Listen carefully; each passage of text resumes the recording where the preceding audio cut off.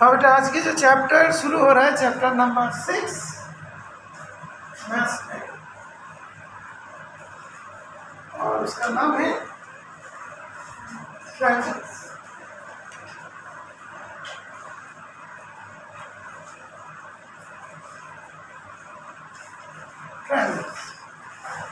Triangle chapter हम लोग 9th class में ही पढ़ा, इसमें भी पढ़ने जा रहे हैं।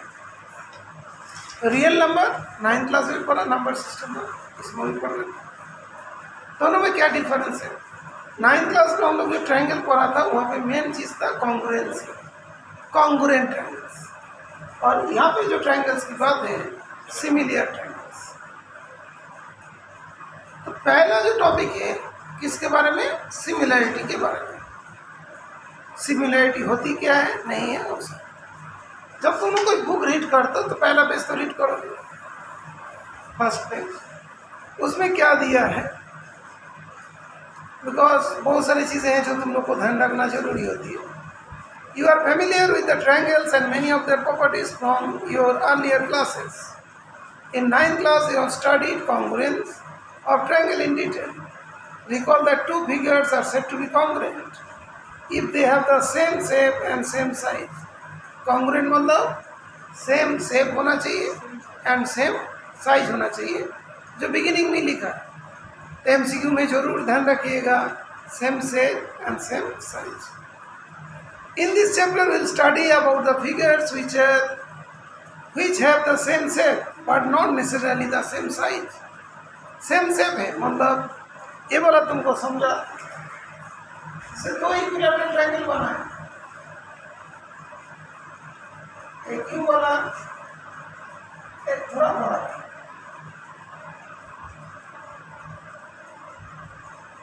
दोनों का शेप सेम है, सबका साइड बराबर होगा, ए 60 डिग्री, ए भी 60 डिग्री, ए भी 60 डिग्री। यहाँ पे ये सब भी बराबर है।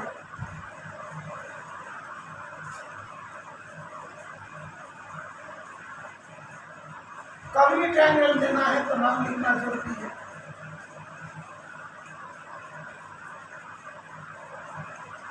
ये दोनों ट्रायंगल का सेम जो है सेम है, लेकिन सेम साइज नहीं है। कभी भी दो इक्विलैटरल ट्रायंगल सिमिलर, दो इक्विलैटरल ट्रायंगल, दो स्क्वायर, दो सर्कल ऑलवेज सिमिलर है, लेकिन कॉन्ग्रुएंट नहीं है। कॉन्ग्रुएंट होने के लिए क्या होना चाहिए? जो साइज भी सेम होना चाहिए, है ना। यहाँ पे सेम जो सेम नॉट सेम। तो बीच में शायद वर्ड में मैं थोड़ा गलती कर दिया, शेप एंड साइज किया गया, मैं इंटरचेंज कर दिया था। Two figures have the same shape and not the same size, that means दोनों का शेप सेम है, साइज सेम नहीं। तो सेम जो है सेम है, साइज सेम नहीं। ऐसे क्यों बोलते हैं? ओके, इसे बोलते हैं similar. The figure having the same shape and not size and called similar figures. In particular, we shall discuss the similarity of triangles and apply this knowledge in giving a simple proof of Pythagoras theorem learned earlier. Can you guess how the heights of mountains, Mount Everest, or distances of some long distant object have been found out? Do you think this been measured directly with the help of measuring tape? No. Mount Everest का बोला जाता है इतना, क्या इसी करके major किया था? नहीं। In fact, all these heights and distances have been found out by using of indirect measurement, which is based on the principle of similarity of figures. See example 7, question 15 of exercise 6.3 and also chapter 8 and 9 of this book.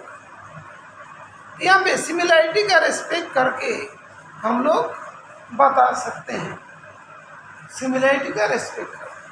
क्या वो similarity होती है? मैं तुमको बताता हूँ। जैसे मतलब यहाँ पे एंगल सबटेंड हो रहा है,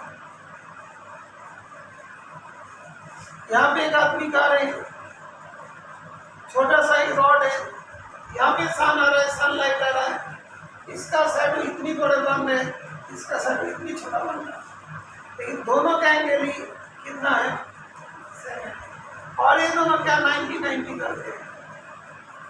इसका नाम बोला ए बी सी डी और ई।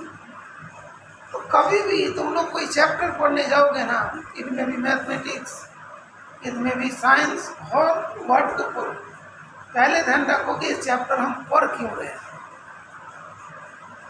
देखो बोला ना, कोई जब मतलब तुमने माउंटेन का हाइट बना रहे हो, पता कर लो कैसे सिमिलरिटी से ये सब काम होता है। क्या है, मान लो लाइट रेस आ रहा है, सनलाइट रेस आ रहा है, इतना शैडो बना है, ये मान लो 10 मीटर है, ये मान लो 3 मीटर, 3 मीटर बहुत ज़्यादा, 2 मीटर का। ये जो इंडिविजुअल इसका हाइट हम लोग मेजर कर लिया, सपोज है 5 मीटर की,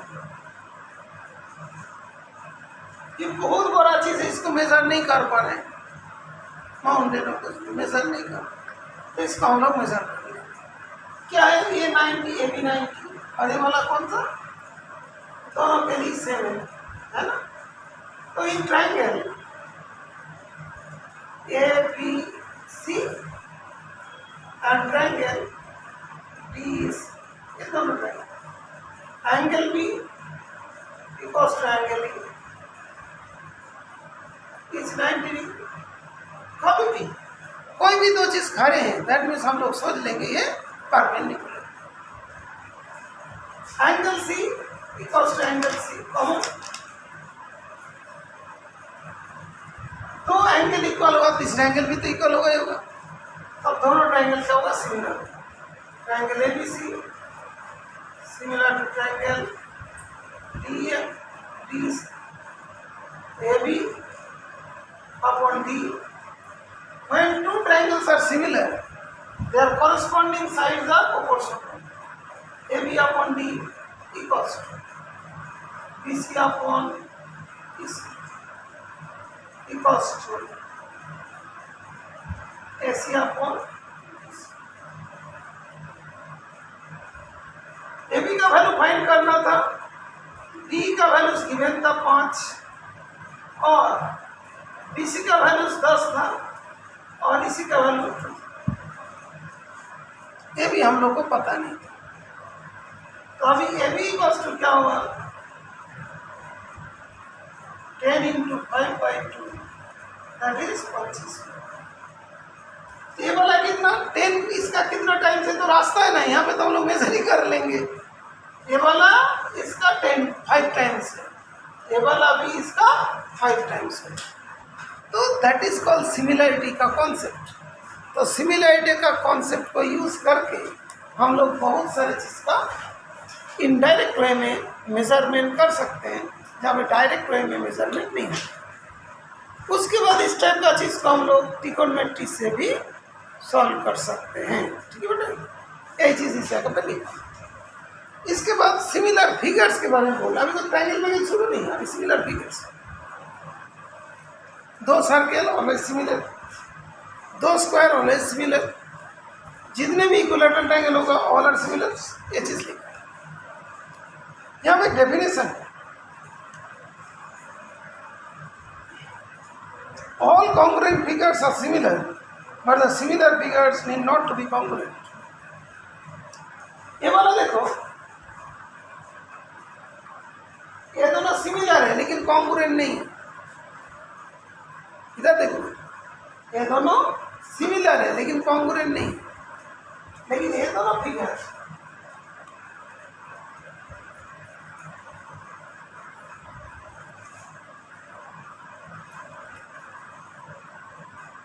ये साइड बराबर, ये साइड बराबर, ये साइड बराबर, और ये सब एंगल तभी तो कॉन्ग्रुएंट होते हैं। जब एंगल इक्वल होते हैं, कॉरस्पॉन्डिंग एंगल इक्वल होते हैं, तब सिमिलर होते हैं और कॉरस्पॉन्डिंग साइड प्रोपोर्शनल है। ये दोनों कॉन्ग्रुएंट है, सिमिलर भी है। तो जो सिमिलर फिगर वो कॉन्ग्रुएंट हो भी सकता है, नहीं भी हो सकता है, लेकिन जो कॉन्ग्रुएंट फिगर होगा ऑलवेज सिमिलर होगा। ये पॉइंट भी क्लियर हुआ जो तुम्हारा स्पेस में दिया। इसके बाद है ताजमहल, आगरा की।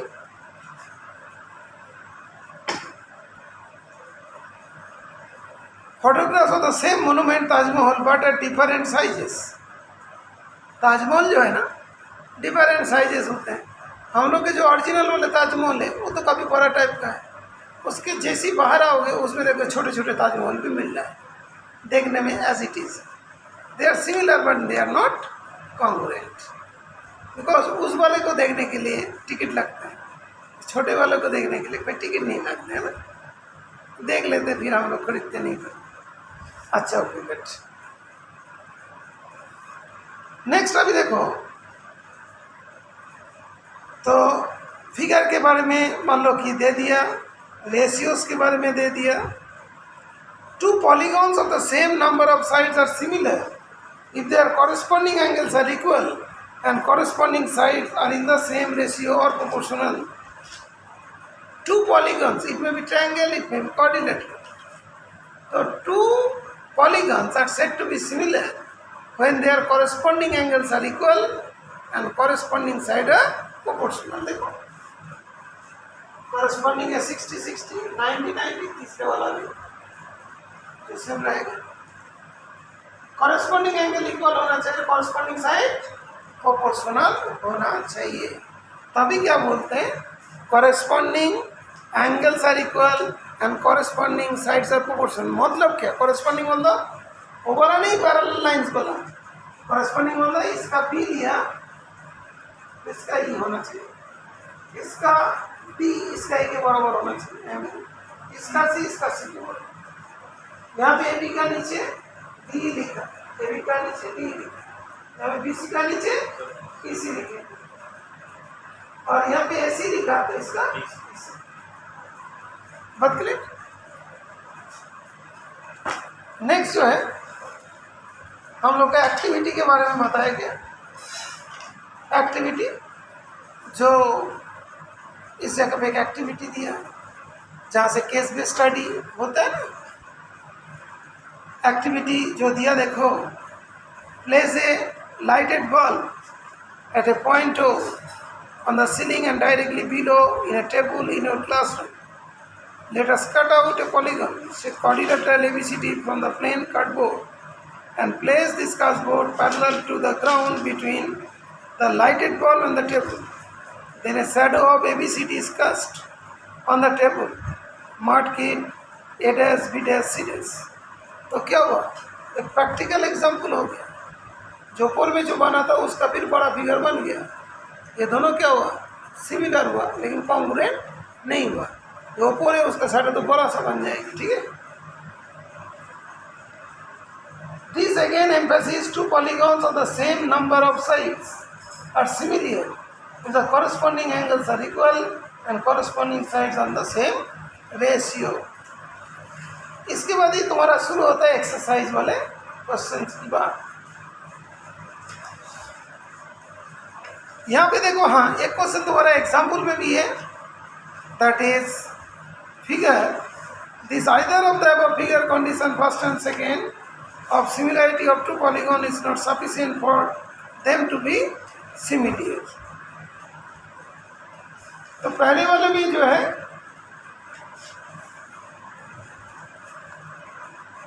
जो स्क्वायर वाली बात थी, तो यहाँ पे देखो सिमिलर होने के लिए क्या होना चाहिए, सारे एंगल इक्वल होना चाहिए, मतलब कॉरस्पॉन्डिंग एंगल इक्वल मतलब साइड भी प्रोपोर्शनल होना चाहिए, ठीक है बेटा, इस चीज़ को ध्यान रखें। तो एक्सरसाइज 6.1 में बोल रहे हैं ऑल सर्कल्स आर क्या similar, all quads are similar, all dash triangles are similar, all equilateral triangles are similar. Two polygons of the same number of sides are similar if their corresponding angles are equal and their corresponding sides are proportional. Given two different example of pair of similar figures and non similar figures. Example देना। Similar figures में कौन है? दो circle, दो square. Dissimilar figure में कौन आएगा? एक ट्रायंगल और स्फीयर, ठीक है। नहीं तो एक ट्रायंगल लिया, इक्विलैटरल ट्रायंगल, और एक आइसोसेलेस ले लिया। आइसोसेलेस में उसमें होता है, ओके, तो राइट एंगल ट्रायंगल्स ले लिया और एक इक्विलैटरल ट्रायंगल ले लिया, ठीक है। State whether the following quadrilateral are similar or not। इसके देखो कॉरेस्पॉन्डिंग साइड प्रोपोर्शनल है, 1.5 का डबल 3, 1.5 का डबल 3, तो हो रहा है कॉरेस्पॉन्डिंग साइड प्रोपोर्शनल है, लेकिन एंगल इक्वल नहीं है। एक का 90-90 है, एक का 90 से ज़्यादा कम हो रहा है, तो दोनों सिमिलर नहीं है, ठीक है बेटा। और इसके बाद ये वाला एक्सरसाइज को करिएगा, सिमिलैरिटी का डेफिनेशन लिखिएगा और 3 पेज का अच्छे से पढ़ लीजिएगा, बिकॉज एनसीईआरटी के हर पेज इंपॉर्टेंट होता है। कोई भी जगह से कोई चीज़ बना के दे सकता है, ओके, कोई केस स्टडी भी बना देगा, ठीक है बेटा। उसके बाद सिमिलैरिटी ऑफ ट्रायंगल्स में 2 कंडीशन दिया, देखो। Two triangles are similar if their corresponding angles are equal and their corresponding side in the same ratio or proportional। यहाँ पे क्या है कि जो मैथमेटिशियन था उसका नाम था थेल्स, देखो लिखा ना THALES, थेल्स। वहाँ पे जो एक थियरम होता है जिसको होता है BPT, बेसिक प्रोपोर्शनलिटी थियरम, जिसका दूसरा नाम होता है थेल्स थियरम। तो देखो एक बार एग्जाम में क्या हो गया, हम लोग नॉर्मली BPT बोल के पढ़ा देते हैं। एग्जाम हॉल में पूछा था state and prove Thales theorem, बच्चे ने छोड़ दिया। तो इसीलिए बुक को रीड करना बहुत ही इम्पोर्टेंट है, ठीक है बेटा। तो तुम लोग कल बुक को अच्छे से पढ़ के आइएगा, ये पहला होमवर्क रहा, ठीक है। कल से मैं ये जो 6.1 हुआ तो 6.2 शुरू करेंगे। कल BPT का प्रूफ करेंगे। मान लो तुम लोग BPT को प्रूफ कर लिया तो सेंड कर दीजिएगा। उसके बाद कल से पूरा एक्सरसाइज अच्छा तरीक़ा से शुरू हो जाएगा।